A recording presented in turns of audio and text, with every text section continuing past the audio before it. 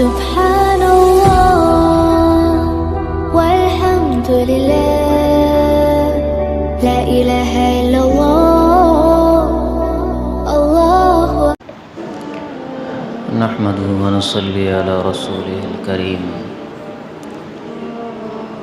أما بعد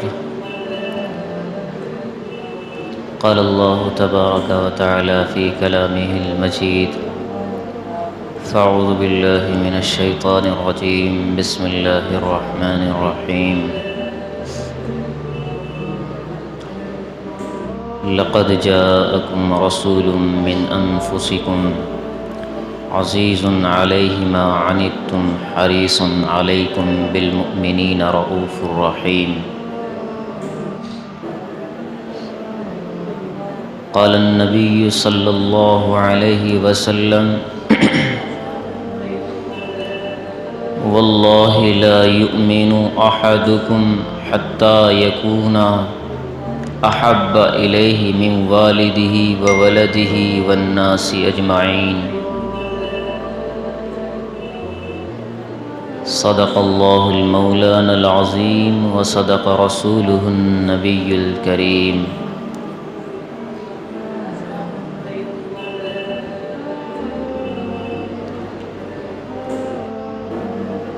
محترم سامعین، قابل قدر بزرگان دین اور عزیز ساتھی،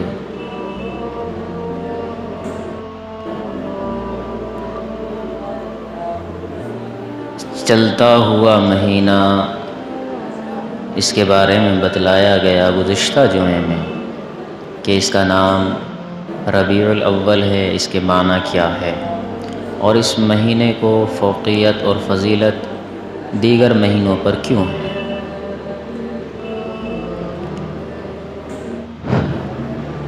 اللہ تبارک و تعالیٰ کے کلام الہی میں سے ایک آیت آپ کے سامنے تلاوت کی گئی۔ اس آیت کے اندر اللہ تبارک و تعالیٰ نے اپنے حبیب کی صفت کو بیان کیا ہے کہ تمہارے پاس ایک رسول آئے گا جو تمہارے لیے تمہاری خیر خواہی میں ہر طرح سے، ہر اعتبار سے، حریص کہتے ہیں لالچ کو، کہ تمہاری بھلائی میں لالچی ہوگا، اور اس کی ذات رؤوف الرحیم ہوگی۔ عزیزان من، اللہ تبارک و تعالی نے اتنے نبیوں کو بنایا اور کسی بھی نبی کے ساتھ اپنے اس ایسے نام کو نہیں جوڑا۔ یہ نام اللہ نے اپنا نام اپنے حبیب کے ساتھ جوڑا۔ رؤوف الرحیم کسی نبی کو نہیں کہا گیا، نہ سیدنا موسیٰ علیہ السلام کو، نہ سیدنا عیسیٰ علیہ السلام کو، اور نہ ہی کسی بھی نبی کو رؤوف الرحیم کا، جبکہ یہ رؤوف الرحیم اللہ تعالیٰ کا نام ہے، صفاتی نام ہے۔ اس سے حضور علیہ السلام کی سیرت کو اجاگر کیا گیا ہے، ان کے مزاج کو اجاگر کیا گیا ہے، ان کے اخلاق کو اجاگر کیا گیا ہے، اس پر روشنی ڈالی گئی ہے کہ ایک ایسا حبیب ہوگا جو ہر وقت امت کے لیے لالچی ہوگا، ہر وقت امت کی فکر میں ہوگا، ایسا حبیب۔ عزیزان من، نبی پاک علیہ الصلاۃ والسلام کو اللہ تبارک و تعالیٰ نے معجزات دیے۔ اگر میں یوں کہوں کہ حضور کو معجزہ نہیں، خود حضور کی ذات کو معجزہ بنایا تو کوئی غلو نہ ہوگا۔ حضور کے آنے سے پہلے معجزات کا ظہور ہوا، یہ گزشتہ جمعے میں آپ کے سامنے رکھا گیا، جیسا کہ اصحاب فیل کا واقعہ رکھا گیا۔ اور آپ علیہ السلام کے دنیا میں آنے سے پہلے دنیا کے اندر کیا تغیر ہونا شروع ہو گیا، کیا تبدیلیاں آنی شروع ہو گئی، لوگوں کے ساتھ کیا ماجرے، کیا واقعات پیش آنے لگے۔ کہتے ہیں کہ جب نبی کریم صلی اللہ علیہ وسلم مادر رحم میں تھے، ماں کے پیٹ میں تھے، تو فرماتی ہے سیدہ آمینہ کہ میرے جسم کے ہر حصے سے خوشبو آنی شروع ہو گئی،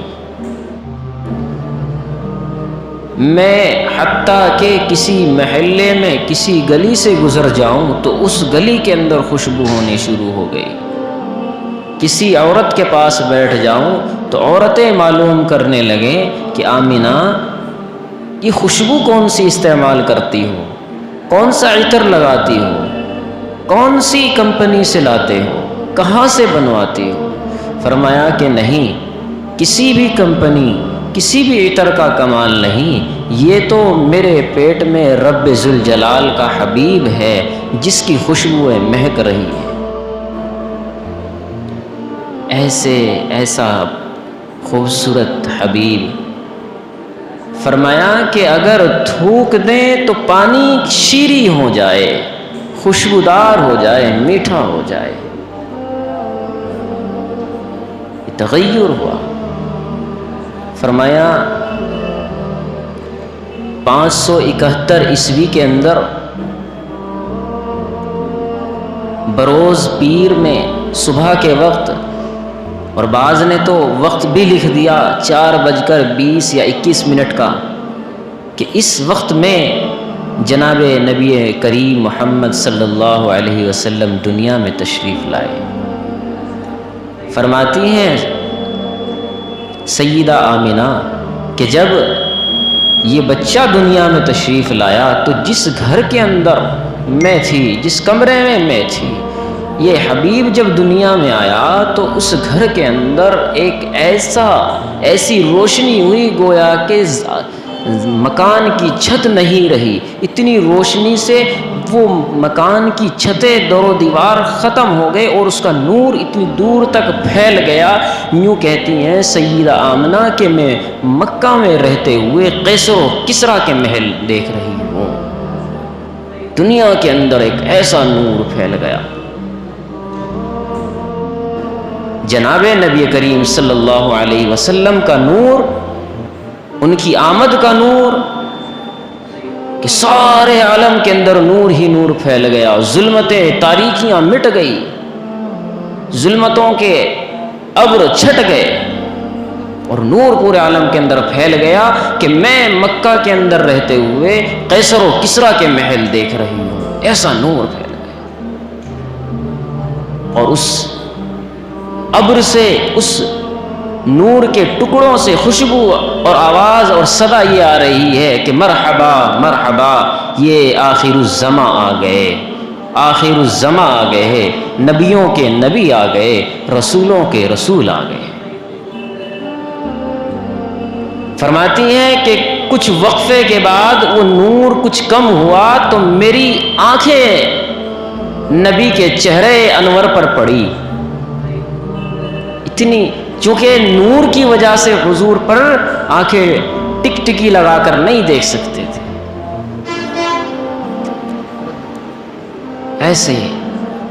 ایسا نور پھیلا ہوا تھا۔ فرماتی ہیں کہ نبی آخر الزمانے سب سے پہلے دنیا میں آ کر جو عمل کیا، جو کام کیا، وہ یہ کہ انہوں نے شہادت کی انگلی بلند کی، اشارہ کیا اس بات کی طرف کہ میں دنیا سے بت پرستی کو مٹانے کے لیے آیا ہوں، میں ایک خدا کا پیغام لے کر آیا ہوں، میں ایک رب پروردگار کا پیغام لے کر آیا ہوں، میں ایک اس داتا کا پیغام لے کر آیا ہوں جس نے سارے جہان کو بنایا ہے۔ شہادت کی انگلی بلند کی۔ پھر اس کے بعد حضور علیہ السلام نے جس طریقے سے ایک بہت ہی معتبر انسان اچھے طریقے سے سجدہ کرتا ہے، تو حضور علیہ السلام نے سجدہ کیا، ایک لمبا طویل سجدہ کیا۔ اس کے اندر پیغام یہ دیا کہ لوگوں کہ میں تمہارے لیے رب کے سامنے جھکنے کا ایک طریقہ لے کر آیا ہوں جسے نماز کہتے ہیں۔ یہ حضور کا دنیا میں آتے ہی سب سے پہلا عمل ہے، دنیا میں آتے ہی، اور دنیا سے جاتے ہوئے بھی زبان پر آخری لفظ جو ہے اقیم الصلاۃ ہے، لوگوں نماز کی پابندی کرنا۔ پیغام شروع سے زندگی کے آغاز سے زندگی کے اختتام پر ایک ہی پیغام، خدائے وحدہ لا شریک کے سامنے سر کو جھکانا۔ ایسا خوبصورت حبیب دنیا میں آیا۔ حلیمہ سعدیہ رضی اللہ تعالی عنہا آپ علیہ السلام کو دودھ پلانے کے لیے لے جاتی ہے۔ واقعہ بڑی اختصار کے ساتھ ذکر کیا جاتا ہے۔ فرماتی ہیں کہ حلیمہ سعدیہ جس اونٹنی پر سوار ہو کر آئی، بالکل لاغر، دبلی پتلی، کمزور، لیکن فرماتی ہیں کہ جب میں نے نبی پاک علیہ الصلاۃ والسلام کو اپنے ہاتھ میں لیا تو ان کے استقبال میں اونٹنی جو سکت نہیں رکھتی تھی وہ اٹھ کھڑی ہوئی۔ میں اس پر لے کر سوار ہوئی اور چل دی، تو کہتے ہیں جو قافلہ مجھ سے پہلے گزر چکا تھا، یہ میری اونٹنی اتنی تیز رفتار ہوئی کہ ان سب کو پیچھے کر دیا۔ یہ میرے حبیب کے معجزات ہیں، اس ساری کائنات کے رحمت للعالمین کا معجزہ ہے۔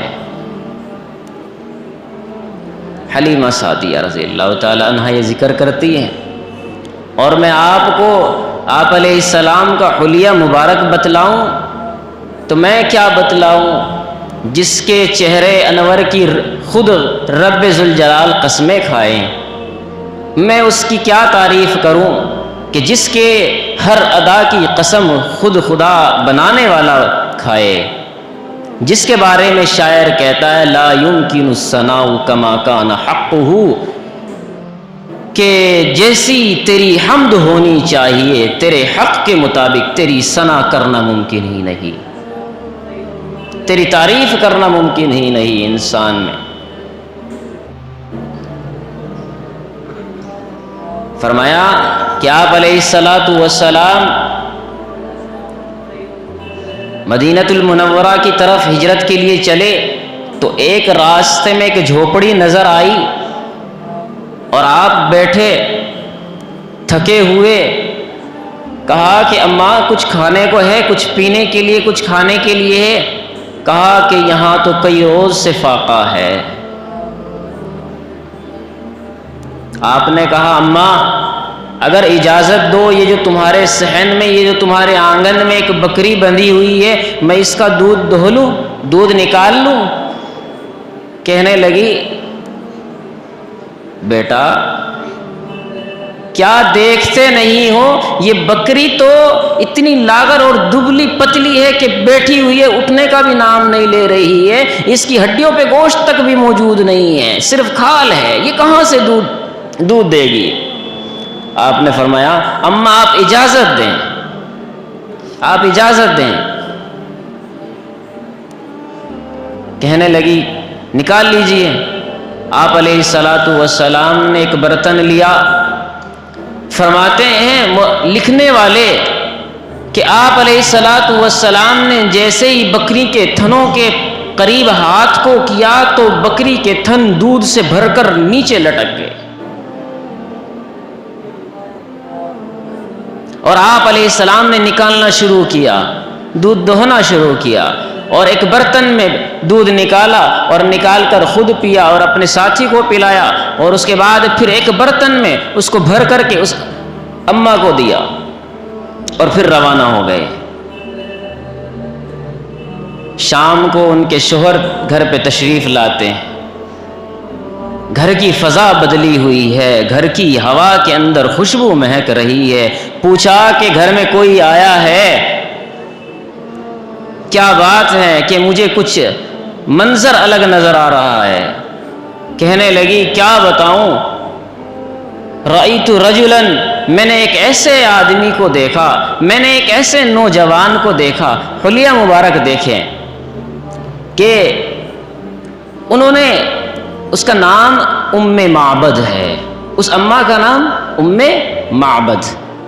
ام معبد فرماتی ہے کہ میں اس کا حلیہ بتاؤں، نام تو میں نے پوچھا نہیں، ایک مسافر تھا، لیکن میں حلیہ بتاتی ہوں کہ بتائیے۔ فرمایا کہ ایسا گول گول سر والا اور بالکل سیاہ بال والا، اور فرمایا کہ ایسی چوڑی پیشانی والا، اور ایسے ہی ارشاد فرمایا آگے کہ یہ جو بھویں جنہیں ابروئے کہتے ہیں یہ بالکل گول ہیں۔ میں عربی کے الفاظ نہیں ذکر کر رہا، بالکل ترجمہ آپ کے سامنے رکھ دیے جاتا ہوں۔ آج کے زمانے میں عورتیں اس کو بنواتی ہیں، اسے تھریڈنگ کہتے ہیں، ابروئے بناتے ہیں اور پھر یہ اس کے بعد اگاتے ہیں۔ حضور علیہ السلام کی تھریڈنگ بنی ہوئی ہے۔ اللہ نے ایسا خوبصورت چہرہ بنایا، ایسا خوبصورت بنایا کہ پلکیں لمبی ہیں، آنکھیں موٹی ہے، اور چہرے کے اوپر گوشت نہ نکلا ہوا ہے نہ دبا ہوا ہے، بالکل خد و خال ہے اور خوشنما ایک چہرہ ہے۔ چہرے کے بارے میں جب آ جائے تو میں بتاؤں کہ حضور کے چہرے کی جب قسم خدا کھانے لگ جائے تو ہم کیا تعریف کریں۔ فرماتے ہیں کہ ایک وفد تھا مدینے کے قریب، وفد تارک جسے کہا جاتا ہے، کچھ قافلے کے لوگ تھے، انہی کو عربی میں وفد کہتے ہیں، اور تارک کے لوگ تھے، وہ وہاں پر پڑے ہوئے تھے۔ حضور علیہ السلام سیر کے لیے، تفریح کے لیے باہر نکلے، ٹہلتے ٹہلتے پہنچ گئے، دیکھا کہ کچھ لوگ ہیں اور ان کے پاس سواری ہے، ان کے پاس جانور ہے۔ ان کو ایک، حضور علیہ السلام کو ایک اونٹ پسند آیا، آپ نے کہا کہ بھئی یہ اونٹ بیچتے ہو؟ بیچنے والے نے کہا کہ ٹھیک ہے، میں نے آپ کو دے دیا۔ آپ نے خریدا؟ کہا میں ابھی رقم نہیں، میں تو صرف تفریحاً آ گیا تھا، لہٰذا میں رقم پیسے لے کر کے اس کی ثمن، اس کی قیمت لے کر گھر سے آتا ہوں۔ حضور علیہ السلام چلے گئے، حضور علیہ السلام چلے گئے تو ان میں سے ایک شخص نے کہا یہ اونٹ تم نے بیچا ہے، کیا بیچنے والے کا پتہ معلوم ہے؟ جب کوئی چیز ادھار دی جاتی ہے تو پھر خریدنے والے کا پتہ رکھنا ضروری ہوتا ہے۔ جس نے خریدا ہے کیا اس کا پتہ ہے، اس کے نام کا پتہ ہے، اس کے گھر کا پتہ ہے؟ کہنے والوں نے کہا، ایک نے کہا کہ کیسی بات کرتے ہو، پتے کی بات کرتے ہو، فی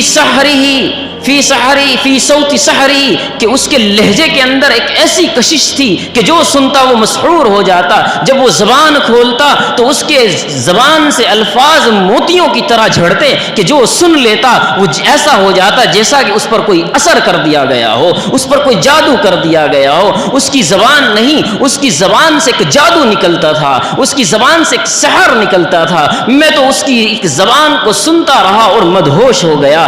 دوسرے نے کہا کہ میں اس کے چہرے کو دیکھتا رہا، لوگوں میں چہرے کی بات کر رہا ہوں حضور کے، کہا کہ میں اس کو اتنا حسین و جمیل تھا کہ میں نے اس کے چہرے پر دیکھا تو میری نظر نہ جمی، تو میں نے پھر اس کے برعکس پہاڑوں کی طرف دیکھا کہ دور دراز پہاڑ بھی اس کے چہرے کی روشنی سے منور ہو رہے ہیں، وہ پہاڑ بھی روشن ہو رہے ہیں، اتنا حسین و جمیل، اتنا خوبصورت انسان۔ تیسرے نے کہا کہ کیسی بات کرتے ہو، پوچھنے کی بات کرتے ہو، میں نے اس کے دندان مبارک سے، اس کے دانتوں سے نکلتی ہوئی روشنی کو جو دیکھا ہے کہ زمین پر پڑی ہوئی اندھیری رات میں اس سے سوئی بھی اٹھا لی جائے، اتنی روشنی اس کے چہرے سے نکل رہی تھی۔ اتنا حسین و جمیل انسان کبھی جھوٹا نہیں ہو سکتا، کبھی جھوٹا نہیں ہو سکتا۔ لہذا اس نے کہا کہ چلو تم لوگ مدہوش تو ہو گئے ہو، اس کے جادو میں پھنس تو گئے ہو، لیکن ہو سکتا ہے وہ تمہیں ہتھیا کر لے گیا ہو۔ اللہ اللہ، اتنا سننا تھا کہ پردے کے پیچھے کچھ خواتین موجود تھی۔ ایک عورت نے کہا انا ضامنۃ، میں اس کی ذمہ دار ہوں، میں اس کی گارنٹر ہوں۔ کہا تم جانتی ہو، تمہیں پتا ہے اس کا کون ہے؟ کہا کہ پتا مجھے بھی نہیں ہے۔ کہ پھر کیسے گارنٹر ہو؟ کہ میں نے جب اس کی آواز سنی تو میں نے سوچا کہ اتنا سحر اللسان کون ہے، اتنی زبان کے اندر کشش رکھنے والا کون ہے، تو میں نے پردے سے ہٹا کر کے چہرہ مبارک دیکھ لیا۔ اب تک میرے دل پر، میرے ذہن و گمان پر اس چہرے کی نورانیت چھلکی ہوئی ہے، لہٰذا میں اس کی گارنٹی لیتی ہوں۔ اور اتنے میں یہ بات چل ہی رہی تھی کہ حضور کے غلام آئے اور آ کر کے کچھ کھجوریں پیش کی کہ اللہ کے رسول نے آپ کے لیے مہمان نوازی کے لیے، ضیافت کے لیے یہ بھیجا ہے اور یہ رقم آپ کی ہے۔ کہنے لگے کہ نہیں، ہم نے یہ رقم نہیں لینی اور نہ ہی ہمیں یہ مہمان نوازی، ہمیں تو اس حبیب کا کلمہ پڑھاؤ جس بستی میں وہ رہتا ہے، ہمیں اس بستی میں لے کر جاؤ۔ لوگوں، یہ چہرہ انور ہے، یہ میرے حبیب کا چہرہ ہے کہ چہرہ دیکھ کر کلمہ پڑھنے والے لوگ تیار ہو جائیں۔ لقد نور القمر من وجهك المنیر، لقد نور القمر، کہتے ہیں کہ چاند کی روشنی، چاند کے اندر جو روشنی ہے، چاند کے اندر جو نورانیت ہے، وہ میرے نبی کی چہرے سے جھلکتی ہوئی روشنی کا حصہ ہے۔ لا يمكن الثناء كما كان حقه بعد از خدا توئی قصہ مختصر، خدا کے بعد اگر کوئی تعریف کے لائق ہے تو تیری ہستی ہے۔ ایسا حبیب دنیا میں آیا، ایسا حبیب دنیا میں آیا۔ لوگوں، جب اللہ کو کتنا پیارا ہے، اتنا خوبصورت نبی بنایا تو اللہ نے اس کے لاڑ بھی لڑائے ہیں، اس سے پیار بھی کیا ہے، اس کے چہرے کی قسم کھائی، اس کی زلفوں کی قسم کھائی، اس کی ہر ادا کی قسم کھائی۔ فرمایا اللہ نے ہمیں آپ کو نماز پڑھنے کا حکم دیا، روزے رکھنے کا حکم دیا، جتنی عبادات ہیں یہ سب ہم کس کے لیے کرتے ہیں؟ رب کے لیے، یعنی رب راضی ہو جائے، رب راضی ہو جائے۔ اقیم الصلاۃ، نماز پڑھو، رب راضی ہو جائے۔ آتوا الزکاۃ، زکات دو، رب راضی ہو جائے۔ روزے رکھو، رب راضی ہو جائے۔ جتنی عبادات ہیں، جتنے نیک کام ہیں، کس لیے کرتے ہو؟ تاکہ رب راضی ہو جائے۔ رب فرماتا ہے میرے محبوب، میں عبادت کا حکم اس لیے دیتا ہوں تاکہ تو راضی ہو جائے۔ لعلک ترضی، میرے حبیب میں نے نماز کا حکم دیا اس لیے تاکہ تو راضی ہو جائے۔ کیوں تیرا حکم ہے، تیرا فرمان ہے، تیرا حکم ہے اور تیرا فرمان ہے کہ میری آنکھوں کی ٹھنڈک نماز ہے۔ میرے حبیب تجھے نماز میں سکون ملتا ہے تو میں نے اس لیے نماز کا حکم دے دیا۔ میرے حبیب تجھے سخاوت سے محبت ہے، سخی انسان سے محبت ہے، اس لیے میں نے زکوٰۃ کا حکم دے دیا۔ میرے حبیب تجھے فاقوں سے محبت ہے، میں نے روزوں کا حکم دے دیا۔ میرے حبیب تو جس سے راضی میں اس سے راضی۔ میں رب حکم دیتا ہوں کہ جو انسان من یطیع الرسول فقد اطاع اللہ، جو بھی انسان اللہ کی یعنی میں پروردگار کی بات ماننا چاہتا ہے، مجھ رب کی عبادت کرنا چاہتا ہے، میرے سامنے سجدہ جھکانا چاہتا ہے اور یہ چاہتا ہے کہ رب راضی ہو جائے، تو میں حکم دیتا ہوں من یطیع الرسول، پہلے رسول کو راضی کر، رب بعد میں راضی ہوگا۔ کیوں؟ رب راضی ہے نبی کی رضا میں۔ ایسے نہیں رب راضی ہوتا، رسول کو راضی کرنا پڑتا ہے، جس کی سنتوں سے آج منہ پھیر کر اس مسجد کے اندر بیٹھے ہو۔ اتنا خوبصورت چہرہ، کثیر اللحیہ، گھنی داڑھی والا۔ لوگوں، داڑھی سے چہرے کے اندر نور آتا ہے، نور ختم نہیں ہوتا۔ داڑھی سے انسان کی وجاہت پیدا ہوتی ہے، داڑھی سے انسان کی وجاہت اور پتہ چلتا ہے کہ یہ مرد ہے۔ اتنا خوبصورت انسان، اس کے چہرے پر رب نے داڑھی لگائی تو اس کی خوبصورتی میں کمی آنی چاہیے تھی، تو تمہاری خوبصورتی میں کمی کس طرح آ جاتی ہے؟ پھر کیوں شیونگ کراتے ہو؟ تاکہ خوبصورت لگنے لگ جاؤ، ہے نا؟ نبی کے چہرے پر داڑھی اس لیے کہ نبی خوبصورت لگے۔ ساری کائنات میں سب سے زیادہ خوبصورت اگر کوئی ہے تو میرا حبیب ہے۔ ساری کائنات میں شاعر ثابت رضی اللہ تعالیٰ عنہ فرماتے ہیں ما اجمل منک لم تلد النساء ما احسن منک لم تر قط عینی وما اجمل منک لم تلد النساء قد خلقت مبرئا من كل عیب کانک قد خلقت کما تشاء. میرے حبیب میں نے یہ دیکھا ہے کہ ما احسن منک لم تر قط عینی کہ میری آنکھ نے تجھ جیسا حسین کہیں نہیں دیکھا. ما اجمل منک لم تلد النساء کائنات کے اندر اس زمین پر جتنی عورتیں آج تک آئی کسی عورت نے ایسا خوبصورت انسان پیدا نہیں کیا. لم تر قط عینی ایسا لگتا ہے قد خلقت مبرئا من کل عیب کہ پیدا کرنے والے رب نے تجھے ہر عیب سے پاک پیدا کیا. نہیں کانما قد خلقت کما تشاء ایسا پیدا کیا میرے حبیب جیسا آپ نے چاہا ہے. اتنا حسین و جمیل بغیر داڑھی کے وہ بھی نہیں ہیں. تم کیسے خوبصورت لگ رہے ہو سمجھ میں نہیں آتا. خوبصورتی کا معیار گرا دیا, خوبصورتی کا معیار گرا دیا. پتہ ہی نہیں عورت اور مرد میں فرق اللہ نے کس کس چیزوں سے رکھا ہے. بہت ہی ضعیف روایت ہے نہ جانے لیکن سنی ہوئی ہے کہ انسان اگر ایک مشت سے کم داڑھی کٹائے, خط بھی اسی میں ہے, میں نے بتایا کمزور روایت ہے, کہ اس کا گناہ ایسا ہے جیسا کہ کسی نے اس عورت سے زنا کیا ہو جس کا دودھ پیا ہو. شرم کرو, شرم کرو. میرے حبیب نے فرمایا واللہ لا یؤمن احدکم حتی یکون ہواؤ تبعا لما جئت بی. تمہارے اندر مکمل ایمان جب تک نہیں ہو سکتا, اور صرف یوں نہیں فرمایا قسم رب پروردگار کی کھا کر فرمایا ہے واللہ لا یؤمن, جب تک تم پکے ایمان والے نہیں ہو سکتے جب تک کہ تمہارے دل کے اندر میری محبت تم سے, تمہاری اولاد سے, تمہارے ماں باپ سے اور دنیا کے سارے انسانوں سے زیادہ نہ ہو جائے.